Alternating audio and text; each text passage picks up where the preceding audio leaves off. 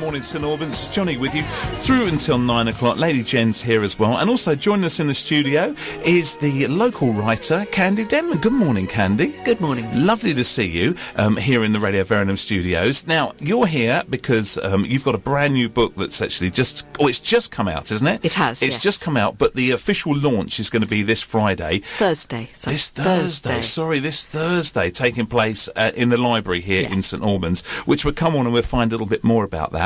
But this book is, it's called Dead Pretty. We've got a copy of it here in the studio. It's got a skull on the top. Now, this implies...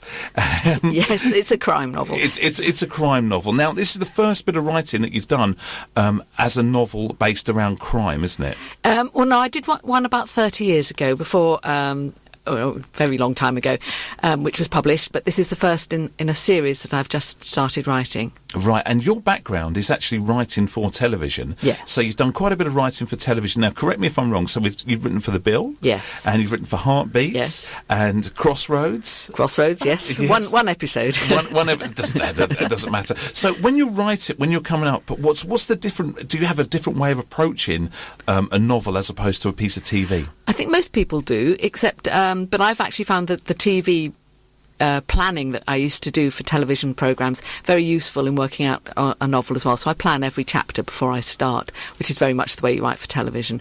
I mean, obviously there's differences in that you've got more than just the dialogue and sort of basic descriptions. You have to put feelings and things in there, which you normally rely on the actors to do. Indeed. Now, this is all about Dr Jocasta Hughes. Yes. And she's a doctor who's based down in Hastings, which is a part of the world that you're very familiar with. Yes.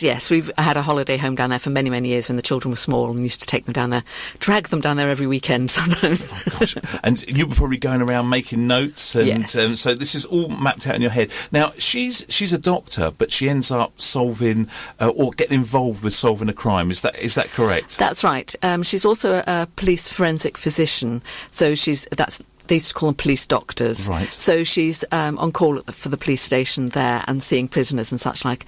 And because of her work, she gets caught up in an investigation and is frustrated by the way that the police are taking it, and so does a bit of investigating on her own. All right. And what's she like as a character? Is she, a lot of these sort of like main characters in these detective novels or crime novels have a bit of a back history. What's hers? Well, she's single and she's a GP, and she's got a bit of a disastrous love life, but she's got a very good friend who's a solicitor, another woman, and it's very much a strong female protagonist. Her role is there. Hopefully she comes across as being quite a strong woman. Right, and when you wrote her, I mean, as we said, you've written for TV, and when you write for TV, you know who the actor is and who the stars are, and you can picture them in your mind. Did you picture Jocasta Hughes in your mind before you started to write? Yes, I find that very helpful to sort of feel I know them, and I spend quite a lot of time getting to know all my characters before I start writing, so that you can hear their voice when you're actually writing. Really? So she's sort of talking to you I know it sounds a bit strange saying that, but she's kind of talking to you as you're actually writing the story through.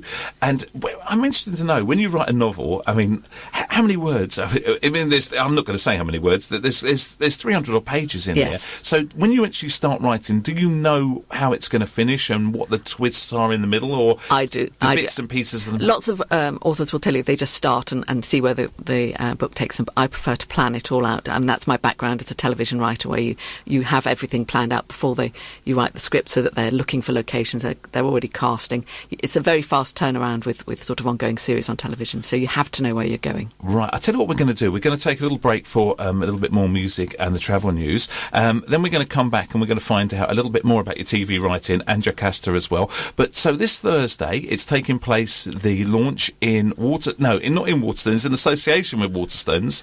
In the library, 7 o'clock onwards. 7 o'clock. Everyone's welcome. Everyone's welcome. Everyone's Love welcome to see you all go along, which would be absolutely fantastic. So we're going to take a little bit of music, and then we're going to have your latest travel. Then we're going to be back with Candy, finding out what it is to be a scriptwriter and how she got started writing, and a little bit about her background here in St Albans.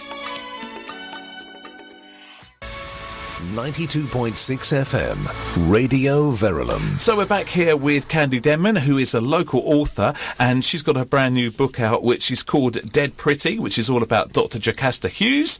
It's already out now, but the launch is this Thursday at the library in association with Waterstones as well, and it's starting at 7 p.m, Candy, that's correct? That's right, yes. And Candy, we were saying that your background as well is script writing for TV. How did you get into writing, first of all? Well, I'd written this novel, which was published, but didn't do very well. Gosh. But the main comment I got was that the dialogue was good, and had I thought about writing scripts. So I did a course here in the Maltings Arts Centre called From Script to Screen, and I got picked up by the bill from that course. So that was how I started. So we were saying, actually, we're just thinking about this, you've come full circle. So this was in the Maltings that you went on your writing course, and now you're back to the Maltings this coming Thursday for the launch of the book as well. Yes. And so your first thing you wrote for was the bill. Yes. And did you have any background knowledge about the police or anything like that? No, they have full-time police advisors on programmes like that to help you with that. And they are invaluable because, of course, you never know. I mean, I wouldn't know anything about it otherwise. And I'm always interested to know, if you're writing for a TV show, you're not the only writer. No. So how do you make sure that someone else who's writing the story for another character, it all fits in place? And also, this story that you've come up with hasn't happened 15 years before if you're writing for someone like Ken Barlow, or 40 years before. How do you know it hasn't happened before? Well, every series has a series Bible, which you can read, and it tells you exactly what everyone's been up to in the past, who's had affairs with who, and all that sort of thing. And also your script editors then, for your particular episode, will tell you where you've got to start any ongoing storylines and where you've got to finish, and whatever you do in the middle, you must start and finish at the points that are agreed, because the next writer will already be writing there. We'll take it on from there. Yes. Now, going on to your book then, so do you have to put something together like this alongside the book for Jocasta Hughes? Because I remember we were saying that it's not going to be the only book. There's hopefully going to be more to follow about her discoveries and her adventures and whatever. So do you actually put that in place for her? Do you sort of a backstory, and you write that down as well? I've mapped out her story over sort of 3 or 4 books. Beyond that, I know you'll see how it goes after 3 or 4 books. Right. Oh, I see. So already in your mind you have 3 or 4 stories for her. And are they all based around Hastings as well? They are, yes, they are. It's a nice seaside town, so you've got lots of variety of tourists, and you've got the fishing industry there as well. So you've got a lot of sources for stories. And I suppose that's actually really important, because I suppose you want to have the crimes have got to take place, and there's got to be people to commit the crimes and be victims for them. So you've got to look at different things that are actually woven in. Yes, and you very much look for that when you're setting a story. Because dare I say it, Midsummer's is probably it's probably getting a little bit ridiculous, because you never want to go to Midsummer because you're a new person, right? You're in for it, so it's not going to happen like this. So you've got a plan then for Jocasta where there's about 3 or 4 stories still to happen with all of hers. If people want to get hold of the book, whereabouts can they get hold of the book? Well, it's obviously on sale in Waterstones, and it's also online and an e-book as well. So this coming Thursday in the library here in St Albans, 7 o'clock. What can people expect if they go along? Well, hopefully we'll do a short reading and answer questions and sign books for anyone who wants me to. And there's a glass of wine on offer as well. There is a glass of wine for those who are interested in that. We're all signed up to that now. It sounds absolutely fantastic. Candy, thank you ever so much for coming in here to Radio Verulam. It's lovely to see you. Many successes with this book, and it'd be good to have you on when the next one actually comes out, and we can find out all about Jocasta and where the story goes from there. Thank you very much. Thank you very much for coming in.